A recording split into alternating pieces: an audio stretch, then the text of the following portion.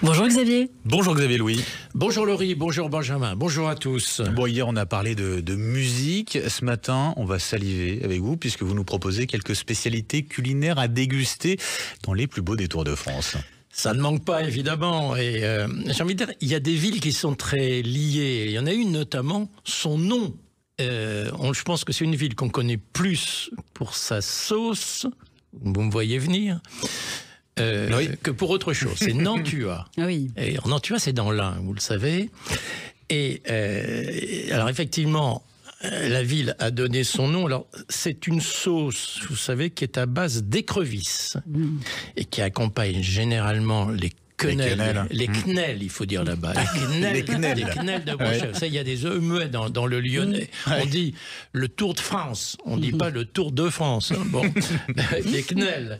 Et alors, ce qui est merveilleux, c'est d'aller, le bon plan, vous allez déguster des quenelles sauce Nantua au bord du lac. Oh. Il y a plusieurs établissements. Le lac qui est magnifique, le lac de Nantua.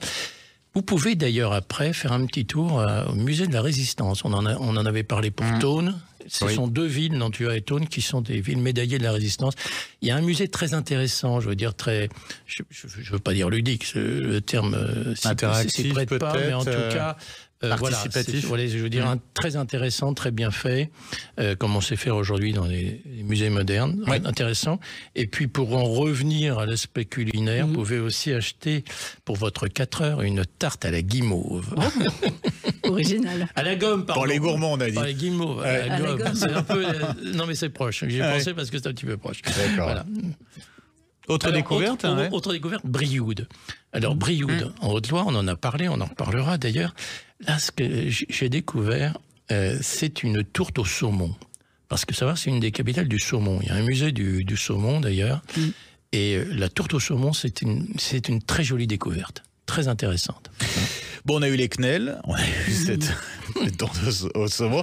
Vous avez d'autres plans culinaires, beaux plans culinaires, Xavier? Ah, il y en a beaucoup, mais alors là, on pourrait faire appel aussi à notre ami Vincent Ferniaud, que l'on salue. Tout à fait. Ouais. Alors évidemment, Sarlat, là je conseille d'aller déguster le confit pomme sarladaise. Évidemment.